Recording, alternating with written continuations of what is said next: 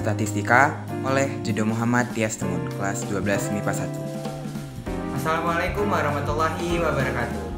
Halo Sobat Prestasi, perkenalkan, nama saya Judo Muhammad Tias Temun dari kelas 12 MIPA 1. Di sini, saya akan menjelaskan materi secara singkat mengenai statistika.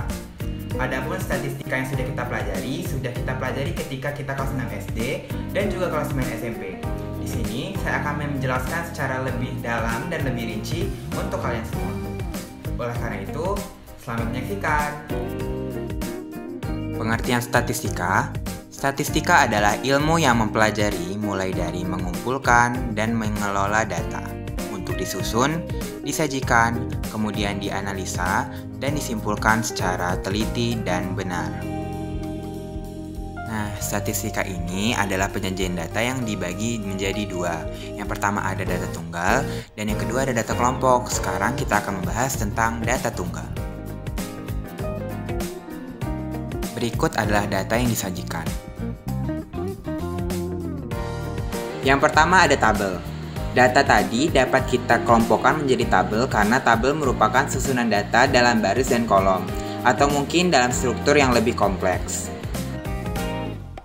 Nah, dapat dibuat seperti ini. Data tadi ada nilai 9 yang berisikan 2, 12 yang berisikan 3, 17 yang berisikan 1, dan 23 yang berisikan 6.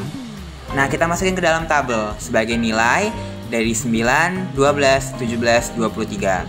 Frekuensi adalah banyak data. Maka 9 ditulis sebanyak 2, dengan 12 yang berjumlah frekuensinya 3, 17 dengan frekuensinya 1, dan 23 dengan frekuensinya yang berjumlah 6. Nah, data tadi juga dapat kita kelompokkan dan sajikan dalam bentuk diagram batang. Karena diagram batang memiliki pengertian cara penyajian data dengan menggambarkannya dalam bentuk batang atau kotak pada interval tertentu di bidang kartesius. Nah, diagram batang ini memiliki sumbu X sebagai nilai dan sumbu Y sebagai frekuensi. Nah, bisa kita teliti, sumbu X yang melintang itu menjadi nilai dan sumbu Y yang melintang itu sebagai frekuensi. Karena 9 itu ada 2 frekuensinya, maka kita tulis 9 dengan diagram batangnya menjadi 2. Lalu ada 12 dengan 3, maka bentuk diagramnya lebih tinggi daripada 9. Selanjutnya ada 17. Karena jumlahnya hanya 1, maka diagramnya lebih rendah ketimbang 9 dan 12. Dan yang terakhir, 23, karena memiliki frekuensi yang 6 atau maksimal, maka bisa kita lihat nilai 23 ada di frekuensi yang berjumlah 6. Serupa tapi tak sama dengan diagram batang, yang berikutnya ada diagram garis yang memiliki pengertian cara penyajian data dengan menggambarkannya dalam bentuk garis pada bidang kartesius. Nah, data tadi dapat kita masukkan menjadi diagram garis. Bisa kita lihat hampir mirip dengan diagram batang. Sebagai sumbu X yang memiliki artian sebagai nilai dan sumbu Y yang melintang sebagai frekuensi. Bedanya, diagram garis ini dapat kita satukan seperti 9 yang menghubungkan ke 12, titik 12 menghubungkan ke dan titik 17 ke 23. Nah, diagram seperti ini biasanya digunakan untuk melihat tingkat fluktuasi dari suatu data. Nah, yang berikutnya adalah diagram lingkaran.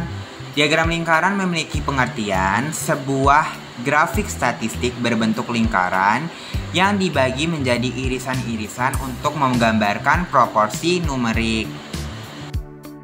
Nah, data tadi juga dapat kita masukkan ke dalam diagram lingkaran. Diagram lingkaran ini modelnya seperti diagram batang dan diagram garis. Tapi diagram lingkaran memiliki rumus. Rumusnya sebagai berikut. Sudut A adalah banyak A dibagi banyak seluruh data dikali 360 derajat. Sebagai contoh, kita masukkan nilai 9. Nilai 9 ini kan totalnya ada 2 dari 12. Maka kita tulis 2 per 12 dikali 360 sama dengan 60 derajat. Begitu juga dengan yang B atau yang kedua. Nilai 12. 12 di sini memiliki frekuensi berjumlah 3. Maka kita tulis 3, yaitu banyak frekuensi dari 12, dibagi 12 atau data keseluruhan dari frekuensi tersebut. Dikali 360 menghasilkan 90 derajat. Berikutnya juga 17. 17 karena hanya ada 1 per 12 dikali 360 sama dengan 30. Dan yang terakhir ada 23 yang memiliki frekuensi berjumlah 6. 6 kita masukkan ke dalam rumus dibagi dengan 12, yaitu total keseluruhan frekuensi dikali dengan 360 menghasilkan 180 derajat. Oleh karena itu, data tersebut bisa kita lihat dan disimpulkan sebagai berikut. Terima kasih, semoga bermanfaat. Wassalamualaikum warahmatullahi wabarakatuh.